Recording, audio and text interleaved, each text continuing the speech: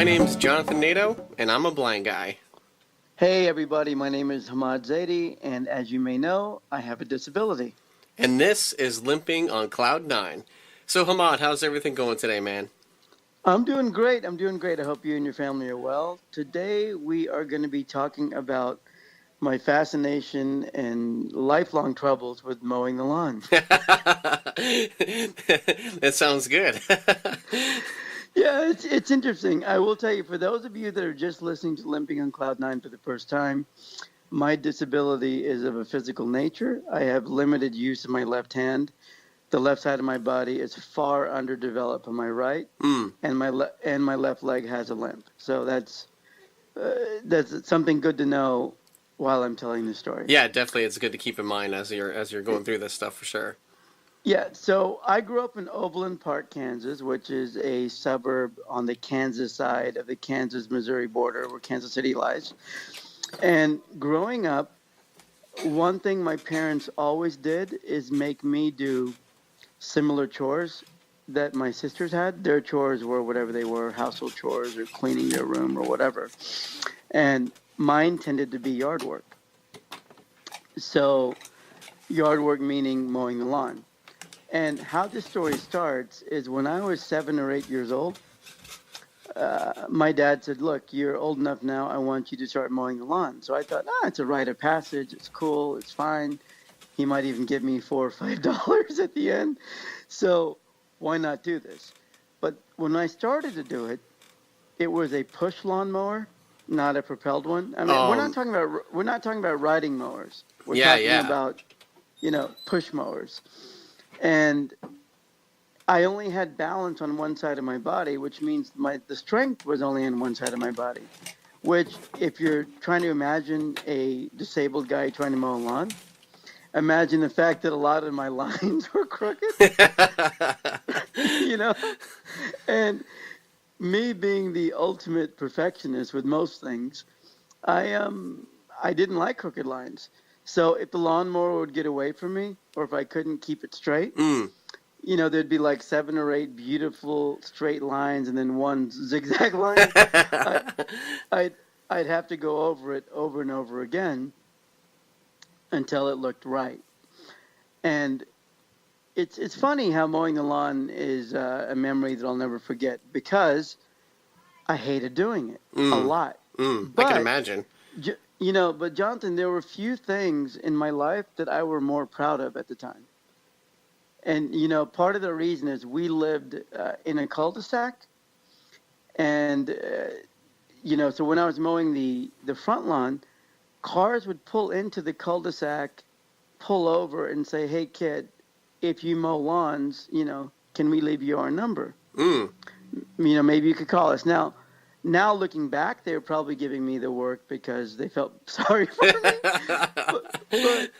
But as a kid, I'm like, damn, I'm good. Right? Yeah, you're like I'm getting people to pull over in front of my house and offer me jobs. Right. I'm getting jobs. Oh my God, So it was really, really cool because what I would do is it would literally take me 7 to 8 hours. It would be all Saturday. Oh man. Right.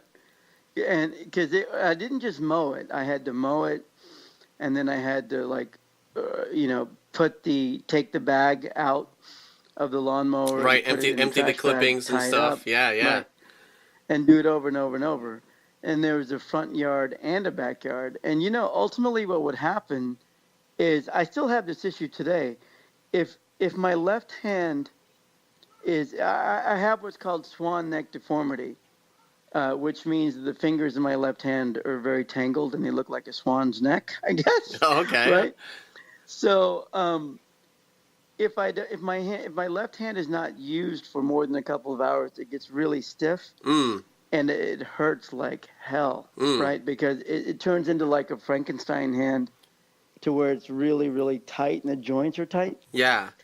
And so I can imagine people driving by just seeing this tangled left hand that looks like it's turning purple, looks like I'm about to faint, and, pushing a lawnmower in 90-degree heat in the Kansas summer. Oh, man. But I tell you, when I was done, I would have blisters all over my feet, and blisters all over my right hand because it was my right side of the body was working extra hard. Right, right. But it's something it's almost like torture, you know, like but it's torture that I put on myself because I really wanted to finish it. Right. Right. Right. And I think the reason I want to talk about this in the podcast is because for me, it wasn't about doing a good job, although I was always trying to do a good job. It was about me completing it. Yeah. It was about me finishing the task. Right. Right. And every now and then what would happen is my mom would come out with lemonade or water or whatever I needed to drink. And she'd say, you go tell your dad you can't finish it. You look horrible. You look really tired. You just come home and you relax. But I would never do that because I didn't want to admit that I couldn't do something. Yeah. Right? Yeah. And the one or two times that I did quit, I'd sit on our back deck and look at the fact that half the lawn is not finished. Right? And then I'd be like, you know what? I can't do this, Mom. I got to go back and finish it. So, I think this goes to, as a lesson in life, I think it goes to just completing things and not worrying about being the fastest or being the best, but just worrying about being true to yourself when you want to complete things. And I think that is incredibly important. Yeah, no, I think it shows that. I mean, that was sort of. I'm kind of assuming things, but I mean, it looks like it was built into you even as a young kid, because you kind of talked about that in the last episode, where I opened my eyes because I wanted to see the other end of the pool. I wanted to reach that spot, and I wanted to complete it and finish what I set out to do. And so, even as a little kid, it seemed like you always had that sort of thinking in your mind. Well, I had that thinking in my mind, Jonathan, but it was planted there because so many people outside of my family and friends, so many people didn't think I could do anything. Yeah, I see. Yeah. That's where it came from. Another cool thing too that I like about your parents is, I don't know if it was like more your dad than your mom or whatever, but he's like, hey, get out there and mow the lawn, son. Like, I don't care. Again, I don't care if it takes you 5 hours, 6, 7 hours. Go out there and do it. I know you're normal to me, so you don't have any excuse. So get out there and mow the. Thank you for mentioning that, because you just reminded me of one of the most interesting parts of the story, for me at least, is he had these brick walls, like little 6-inch brick walls around his most coveted garden that were around an oak tree in our backyard. And so when I first started mowing the lawn, I wouldn't get too close to his garden. Yeah. Right? Yeah. Because I thought, you know what? Because later in life, I started when I was 7 or 8, but later in life, when I was 12 or so, my dad bought a propelled mower, not one you sit on, but one that you squeeze. Yeah, the self-propelled ones. Yeah. The self-propelling ones. Yeah. So I was still a little kid, even at 12. And that thing got away from me all of the time, right? That's all you need to do is take out tomato plants with the lawnmower. Right, exactly. That's all I needed to do is take out my dad's favorite garden, right? So when I first started using the propelled mower, I would not get anywhere near his flowers.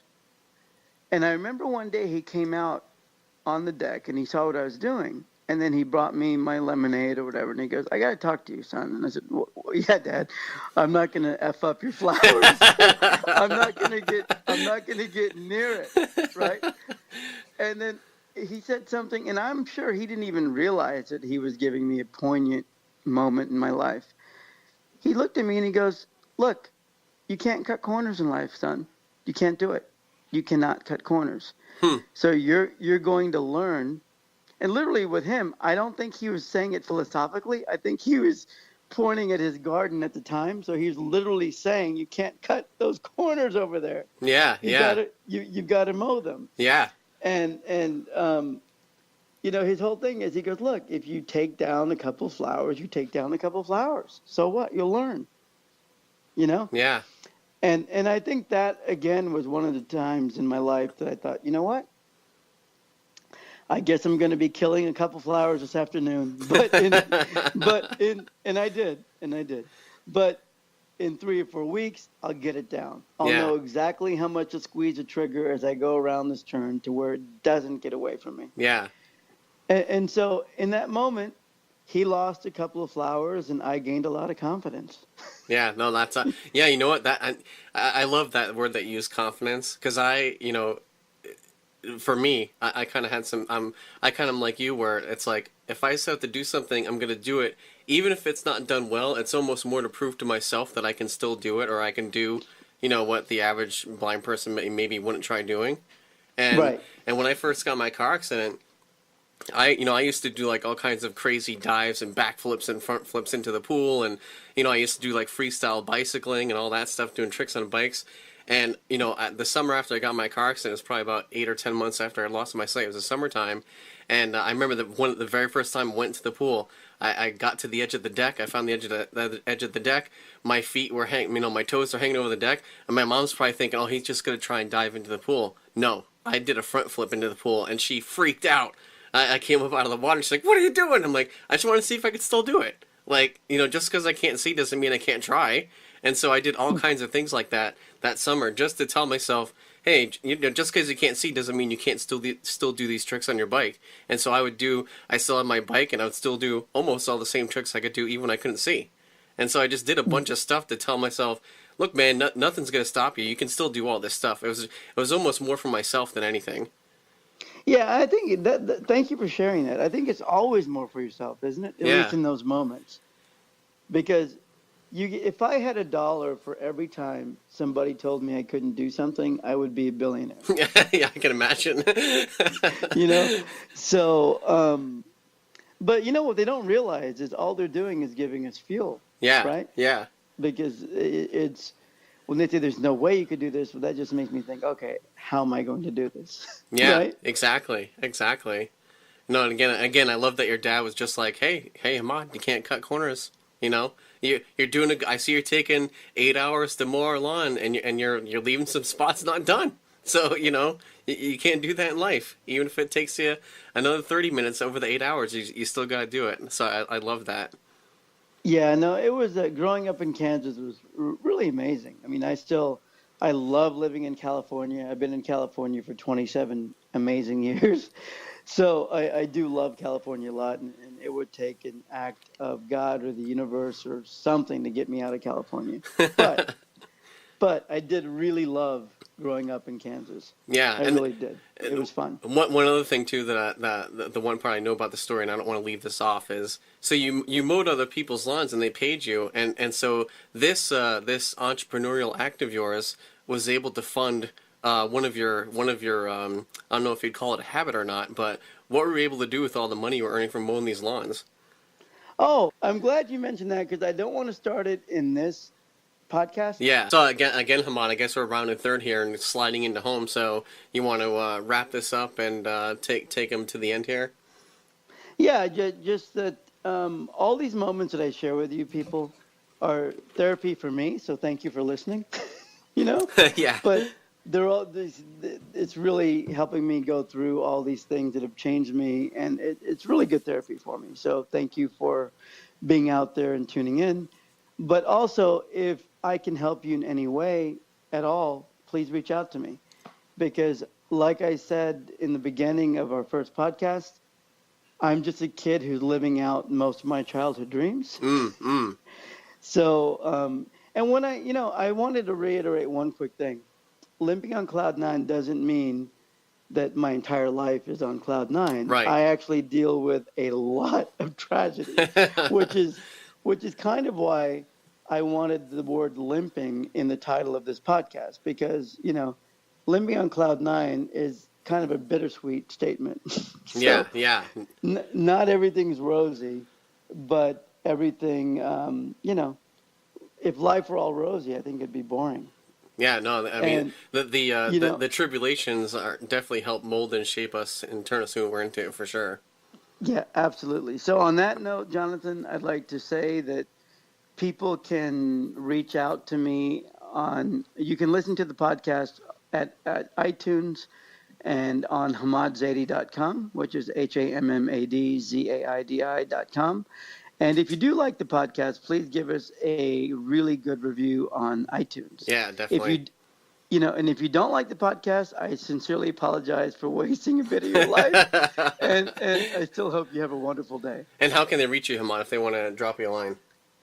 Oh, if they want to drop me a line, they can reach me at hamad@hamadzaidi.com. Awesome, awesome. All right, yeah, everyone, again, thanks for listening. Thanks for downloading. Like Hamad said, please leave us a review on iTunes if you, appreciate what Hamad's doing, or, if he's encouraging you or whatever it is. Leave us a review. We greatly appreciate it. And thank you for listening. Thank you for downloading, and we will talk to you next episode. See ya. Take care. Bye-bye.